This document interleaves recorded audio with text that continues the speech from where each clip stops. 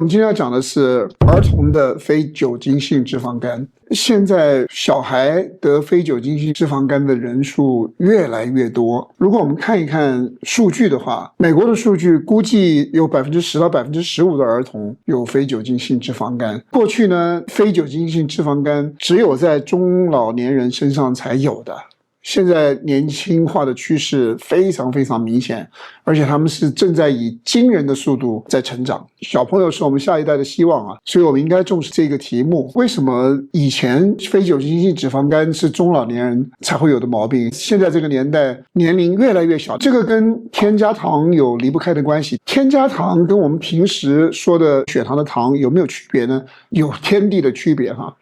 我们平常说的血糖指的是葡萄糖，我们平常饮食里面还有我们农业社会里面，我们祖先吃的碳水化合物吃到身体里面以后转化出来的糖几乎都是葡萄糖。葡萄糖的热量你只要身体用得完，它不会给你带来问题的。虽然他们吃的热量也不少，可是他们消耗的热量也非常多，所以葡萄糖的摄入跟它的消耗量是平衡的，所以不容易出现代谢性的问题。最早的添加糖是蔗糖，正确的说法说它是一种双糖。双糖的意思就是它是两种性质的糖结合在一起的。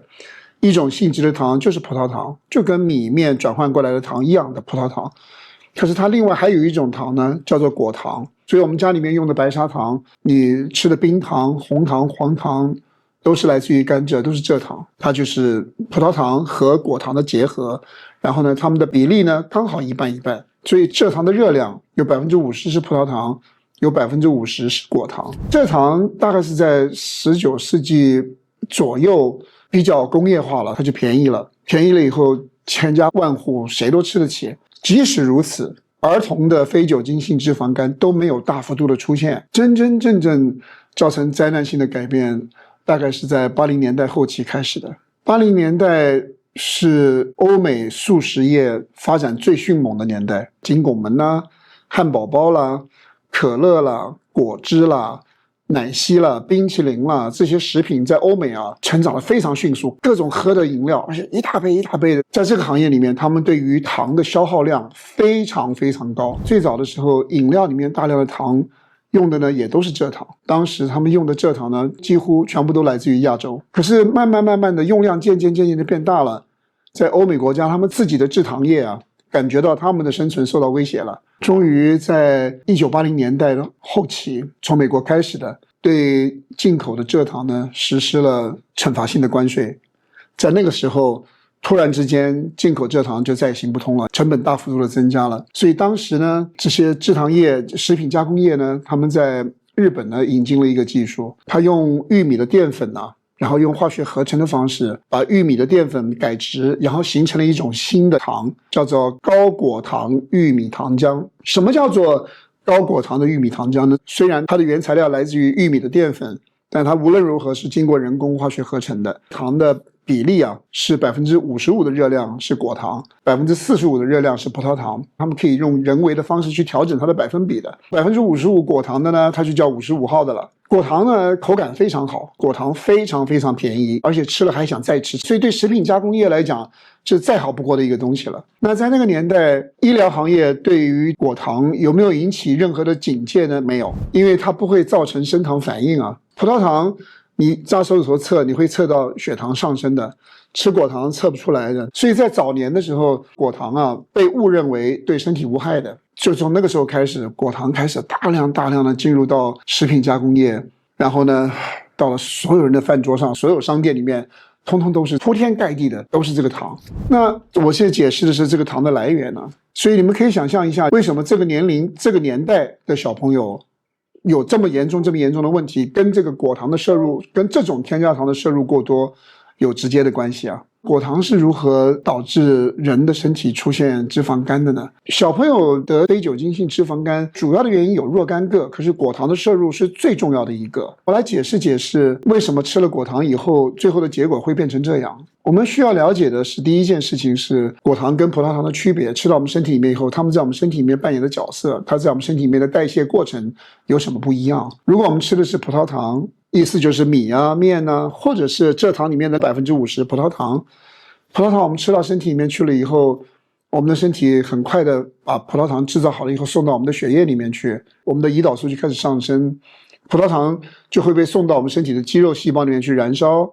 如果我们吃的葡萄糖多一点，多出来的葡萄糖的热量就会被我们的肝脏转变成脂肪，这个脂肪呢就会存到我们的脂肪细胞里面去。当然会有一部分的葡萄糖转变成糖原，存在我们的肝脏里变成肝糖原，存在我们的肌肉里变成肌糖原。基本上葡萄糖的热量啊，我们身体都有细胞可以去处理，要不然去燃烧掉，要不然变成糖原存起来，要不然转变成脂肪存起来。果糖的热量除了肝脏以外，最起码我们的肌肉细胞不能够燃烧果糖，我们的脂肪细胞不能够把果糖的热量转换成脂肪。如果你家小孩一天到晚喜欢喝可乐、喝饮料、喝果汁，喜欢喝奶昔，喜欢吃精加工的甜品，里面大量的果糖。现在的小朋友果糖摄入的热量非常非常高，大量果糖进入身体之后，肝脏处理它会消耗很多能量。如果吃的太多，喝的太快，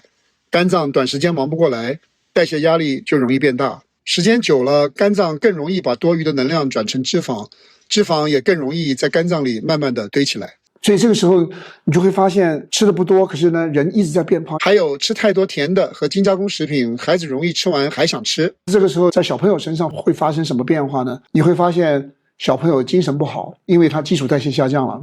他精神状态不好，然后呢他很容易胖，他随便怎么吃就胖了。然后你会发现他的饥饿感似乎是赶不走的，不停的想吃东西。然后你会发现他肚子变大了，你会发现他变胖了，你会发现他脾气变暴躁了，各种问题就跟着来了。最后果糖的热量还是要有地方可以去的，没有地方可以去的时候，我们的肝脏最终把果糖剩下来的热量转变成脂肪，只能够存在肝脏细胞里面。存在肝脏细胞里面以后，慢慢存多了，到了一定时间了，你就会看出来的，他肚子鼓出来了。在这种前提下，因为他容易饿，他身体在一个保护模式，所以他一直吃东西，他精神状态变得不好了，因为他基础代谢下降了，所以他不喜欢动了，所以他慢慢就形成摄入的热量超标，久坐不动，然后呢精神状态不好，睡眠可能也不好，它出现了很多变化，然后恶性循环。那么小朋友在年纪很小很小的时候，这样子的情况下怎么办呢？如果说没有干预、没有改变、没有调整的话，这些小朋友年纪大了以后，他们的代谢性的疾病是很复杂的。大家应该知道，脂肪肝是可逆的，非酒精性脂肪肝要逆，就是要把肝脏里面的脂肪把它燃烧掉，它是可逆的。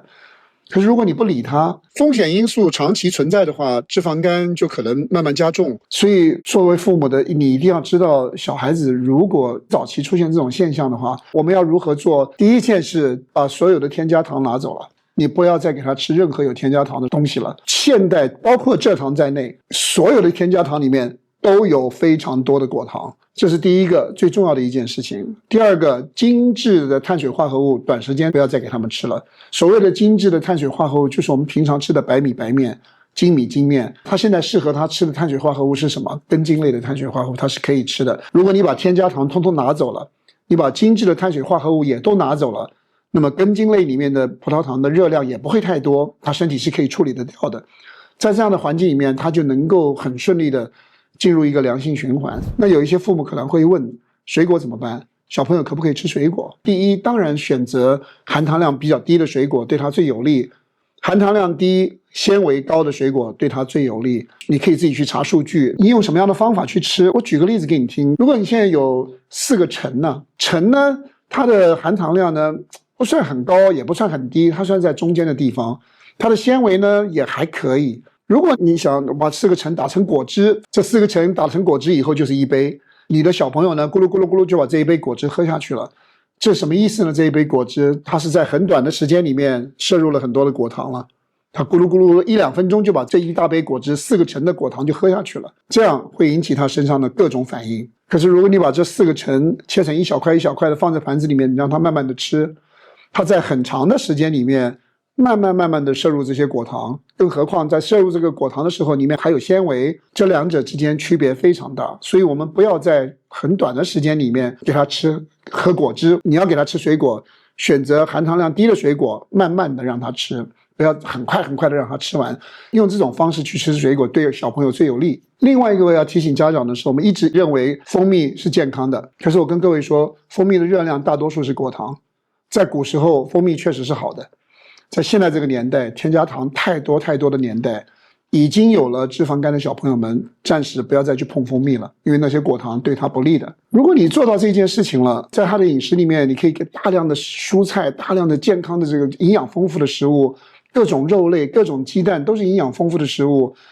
添加糖拿走了，精制碳水化合物拿走了。它的碳水化合物主要的来源，第一个是蔬菜，第二个是根茎类的碳水化合物。我告诉你，要不了多久，你就会发现它变了，你就会发现它的饥饿感呢不再那么强烈了，它的食量不再那么大了，你会发现他的精神状态变好了，他开始愿意出去又跑又跳的开始出去玩了，你发现他的活动量变大了，发现的早，调整的对，孩子的脂肪肝是有机会慢慢往好的方向走的。